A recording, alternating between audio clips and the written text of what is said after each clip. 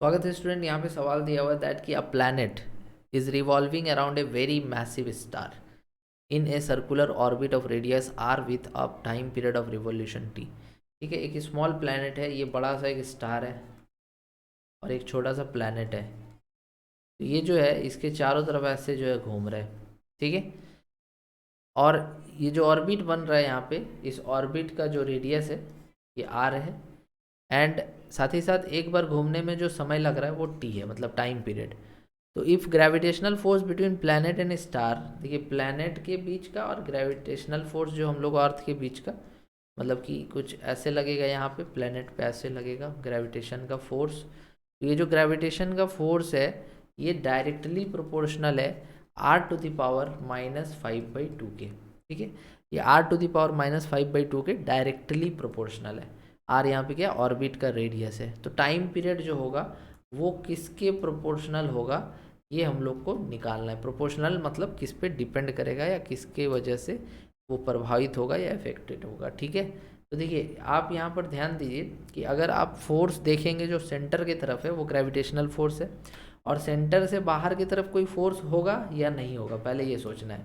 तो सेंटर से बाहर की तरफ तो एक फोर्स होगा ना, कौन सा फोर्स बोलते हैं उसको, उसको बोलते हैं mv²/r, जो कहलाता है सेंट्रीफ्यूगल फोर्स।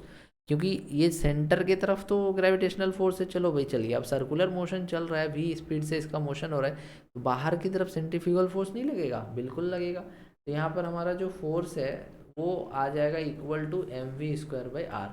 ठीक है, यहाँ से हम लोग जो है ऐसा भी कह सकते हैं कि फोर्स किसके प्रोपोर्शनल था, r⁻⁵/2। तो हम ऐसा भी कह सकते हैं कि जो फोर्स है वो mv²/r के बराबर है, means mv²/r is also proportional to r⁻⁻⁵ अब यहाँ से हम इसको ऐसे लिख देंगे mv²/r equal to k times of r⁻⁻²। अब ये देखो प्रोपोर्शनलिटी साइन को कैरी करने की ज़रूरत नहीं है, उसको हटा करके एक प्रोपोर्शनलिटी कांस्टेंट k लगा दिया यहाँ पे। ठीक है, तो अब ये आगे बढ़ेंगे तो यहाँ से mv² इक्वल्स टू आ जाएगा k r⁻⁻⁵ तो पहले से था, और ये जो r जाएगा उधर पावर में 1 लेके, तो ये क्या बन जाएगा k r⁻⁻3/2, वही होगा ना, -3/2 ही होना चाहिए ना। हाँ, एलसीएम लेंगे 2 तो -3/2। तो यहाँ से आपको m इक्वल्स टू क्या मिल रहा है, सॉरी m नहीं, v इक्वल्स टू क्या मिल रहा है, k r⁻⁻3/2 अपॉन m⁻√, क्योंकि v² था तो ये v निकल गया। अब v का क्या काम है भाई, तो हमें तो टाइम पीरियड का प्रोपोर्शनलिटी पूछा था, ये तो जो इक्वेशन दिया हुआ था उससे हमने निकाला। ठीक है, कि v जो है इतना होगा। अब हमें टाइम पीरियड के बारे में बात करनी है, तो टाइम पीरियड क्या होगा, डिस्टेंस बाई स्पीड हो जाएगा। तो टाइम पीरियड क्या होता है, डिस्टेंस एक बार घूमने का, मतलब कि 2πr घूमने का, सर्कल का जो सरकमफेरेंस होगा 2πr बाई स्पीड हो गया v।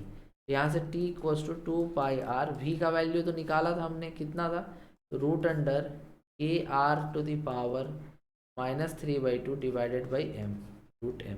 ठीक है, पूरा लिख दिया एक ही बार में। तो यहाँ से 2π और √m/k को अलग रख लेते हैं, और ये बचेगा r/√r⁻3/2 ऐसे बचेगा। अब हम लोग इसको और सॉल्व करेंगे तो 2π √m/k। ठीक है, अब ये r का पावर में ऊपर क्या है, 1 है, तो अगर हम पूरा रूट करना चाहें, पूरा रूट करके इसको r² लिख देंगे और इसको r⁻⁻3/2 ऐसा भी लिख सकते हैं। समझ पा रहे हो, फिर ये हो जाएगा 2π √m/k,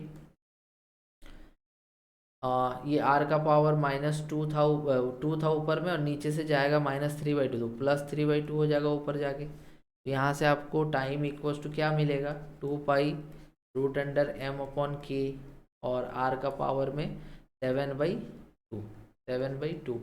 तो ये जो है इसको अगर हम लोग यहाँ से 2π √m/k, अब रूट को हम लोग ऐसे भी लिख सकते हैं ना, पावर में 1/2।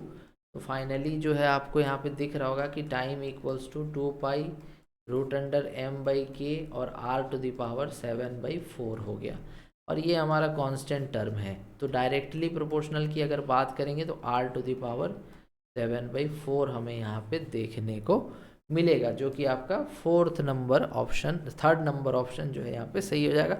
सो I hope that this clear your doubt. Like share subscribe comment जरूर करिएगा। Thank you so much for watching.